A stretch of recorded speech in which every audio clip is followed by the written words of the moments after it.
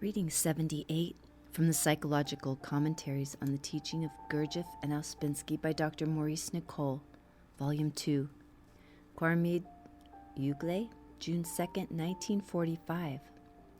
Work on Being.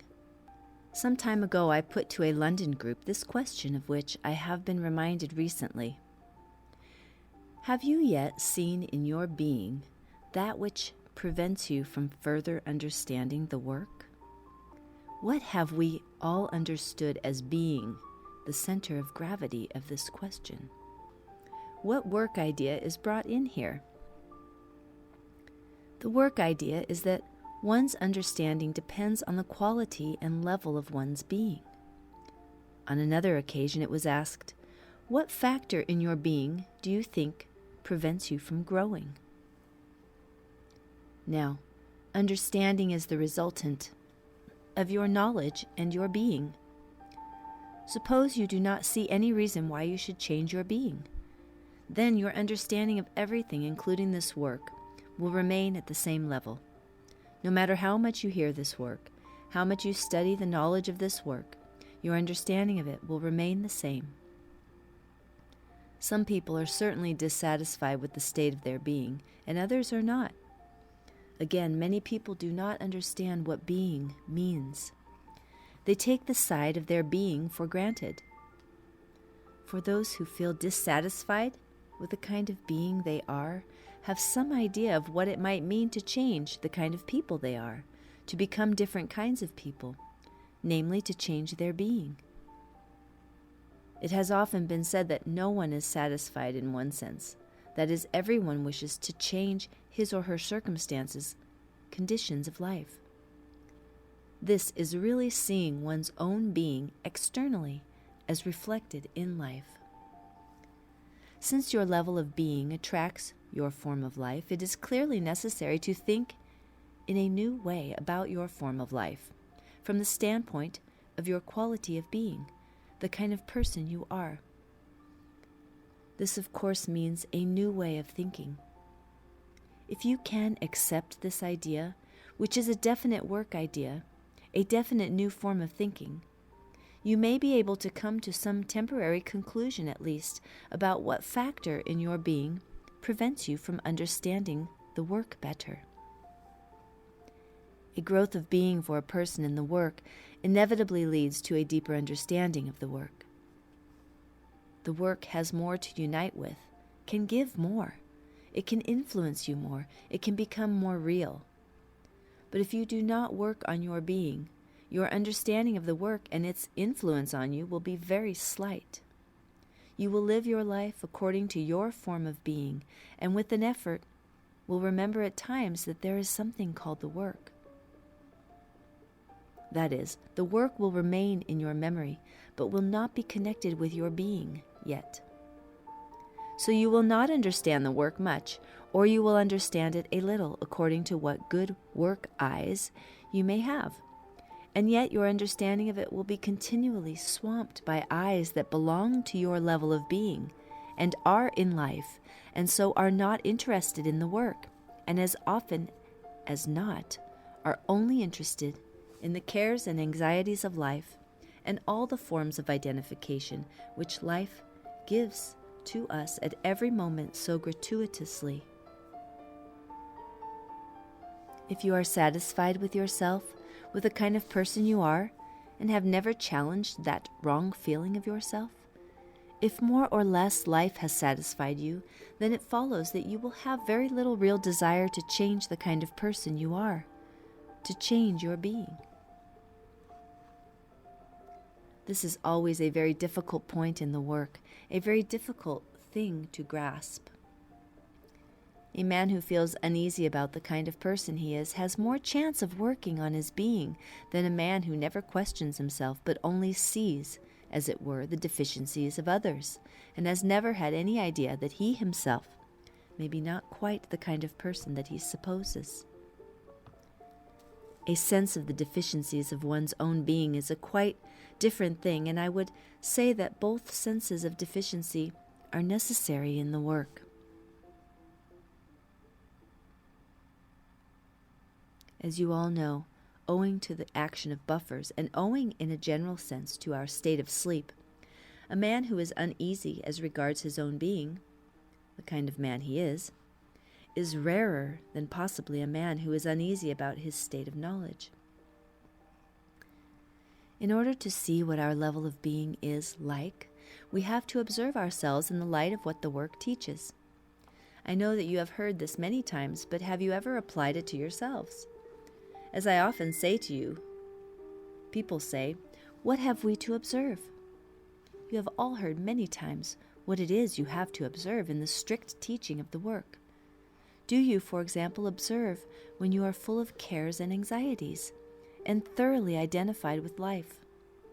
Has it ever occurred to you that this is one of the things that you have to observe? And has it ever occurred to you that this is a sign of your being, of what you are? For example, that you are a person whose level or quality of being is such that he or she is always full of cares and worries. Now, some might suppose that this is quite easy to observe. Certainly, it is quite easy to observe in another person, but it is extraordinarily difficult to observe in oneself.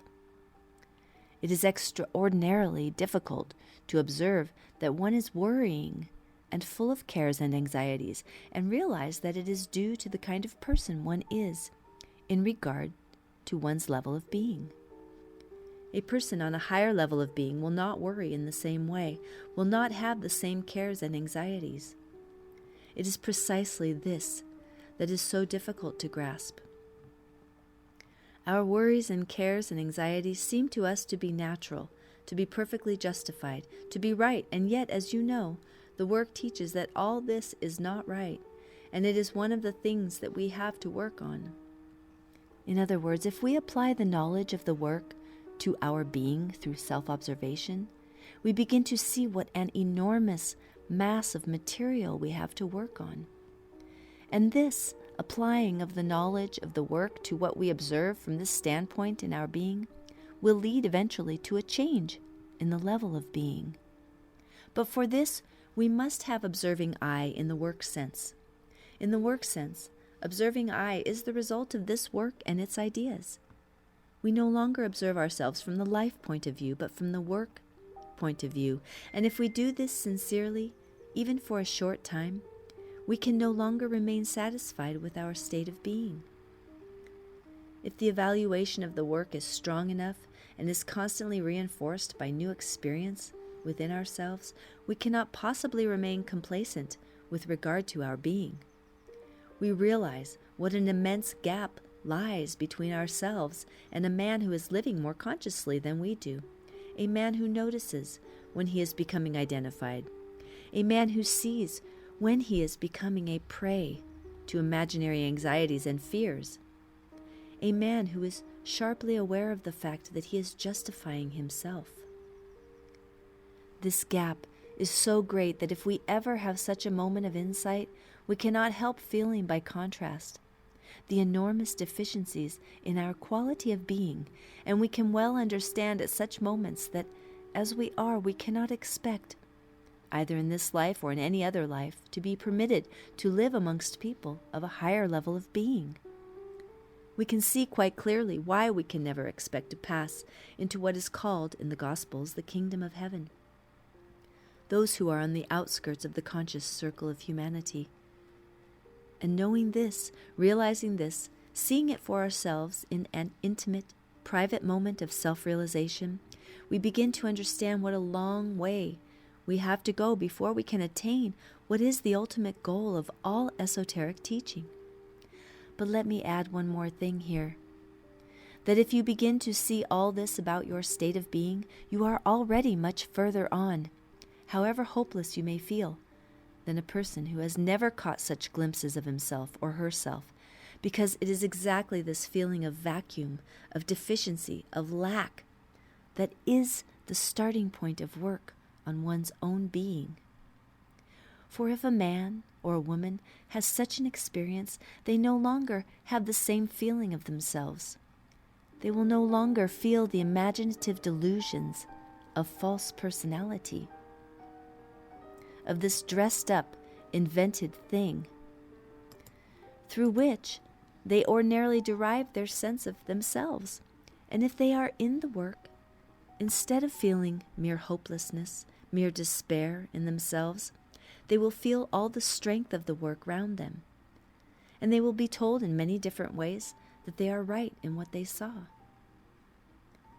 That is why it is so important to have the work surrounding us with all its strength, because otherwise to realize such things without any help would be disastrous. For a long time, a battle takes place between what you think you ought to be and what you know you are. And this battle will go on until you really begin to know what you are, until you accept what you are. This, of course, as you know from what we have been speaking about lately, means an extension of consciousness into this dark side, which one knows and does not acknowledge, because we know many things in a way, and yet do not accept them as part of our being. It is partly due, or perhaps chiefly due, to the action of the false personality, which is always maintaining something unreal, always striving to exist, in spite of 1,001 things that have been seen, observed, and acknowledged privately to oneself, but only in the atmosphere and under the influences of the work. All self-realization, all self-knowledge which is real, destroys the imagination of oneself, the false personality. The result is an immense broadening of one's powers and not a weakening of them. It is the false personality that weakens us so much and renders us so brittle, so easily upset, so narrow, and so mean in our understanding, both of others and of ourselves. Now, if anyone takes himself or herself in hand, in the work sense, they must isolate themselves from the influences of life and begin to follow the influences of the work. A person in the work must begin to resist the influences of life. He or she must begin to isolate themselves from these influences of life that are pouring in at every moment. If people are very identified with all that happens in life, whether in their own domestic world or in national affairs, they will not be able to feel the action of the work influences on their being. The work carries different influences from those that life carries. The work is not the same as life. Life is one thing, and the work is another thing, although in a sense they meet. But this subject requires a very careful talk, and I am not going into it here except to say that you can use life for the purposes of the work, but you must never use the work for the purposes of life, unless you understand very clearly what you are doing. And in that case, you will be doing it really from the work. You must know what you are doing. Eventually, the work must become more important to you emotionally in your evaluation than anything in life. If life is more important to you than the work, then this alteration of signs between personality and essence cannot take place sufficiently.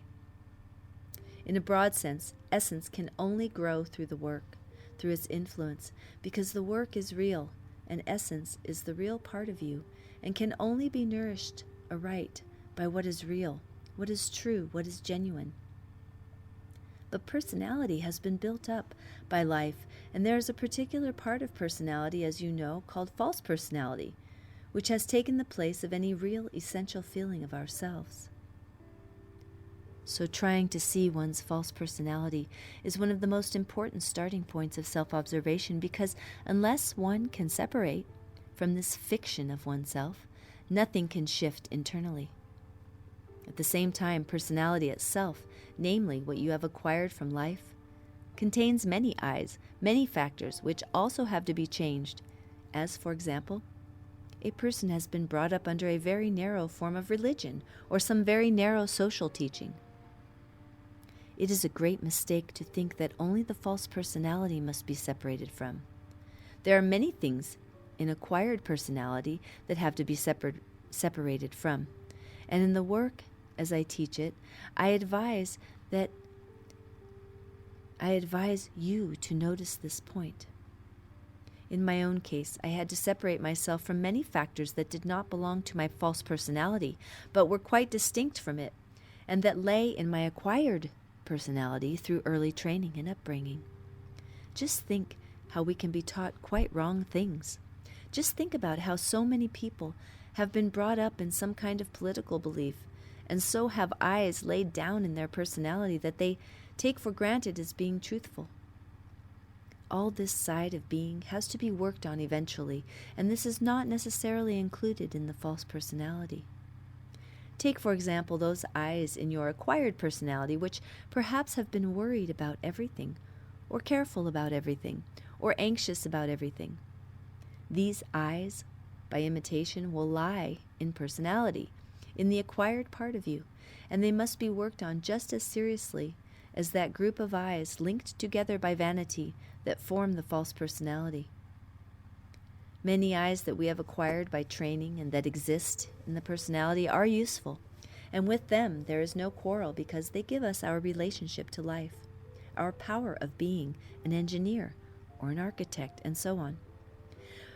But there are many other eyes that we have acquired in the personality which must be separated from eventually, or perhaps re-educated might be a better word.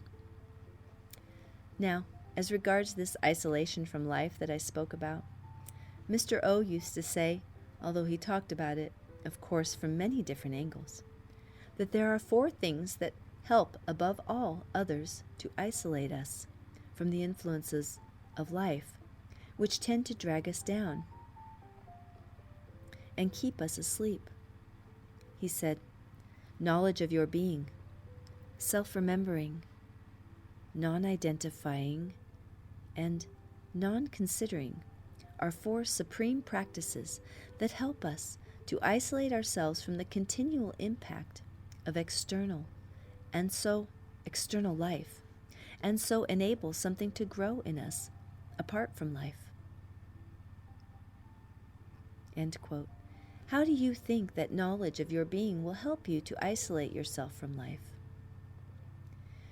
We have already spoken about this in the first part of the paper. I will only add that if you begin to have real knowledge of your being, you will no longer feel the same kind of person. And so I ask you this question. If you no longer feel the same kind of person, will you be so much caught up by life, so much controlled by it, or will you feel yourself to some extent isolated? How will you feel yourself isolated? You will feel yourself no longer caught up so much by life because you no longer have the same feeling of yourself that previously caught you up in life so much. In other words, your being will change, and so your being will not attract the same life. However, I leave this point for your discussion. I also call your attention to the last practice mentioned, non-considering. This means not identifying with internal considering. Have you noticed how much of the day is spent in considering, how many of your actions are influenced by it, and how often you cannot be in what you are doing because one half of you is internally considering? Have you noticed this tremendous power that life exerts on us to keep us asleep, this factor of internal considering? Now, as long as life is your only sphere of reality, your only field of life, the only thing for you that is real, then you will be governed, amongst other things, by internal considering. But if something stronger than life governs you, you will find that internal considering changes itself completely. You will find that in place of internally considering, you will begin to externally consider, and then a great deal of peace will come to you, and a great deal of strength that hitherto has been wasted in internal considering. Also, you will begin to understand other people far better. And instead of worrying about everything, you will have real thoughts about other people and about yourself, and everything will become much more simpler and quieter. Perhaps some of you have noticed the connection between internal considering and the idea that one can do. But I leave this again for your discussion.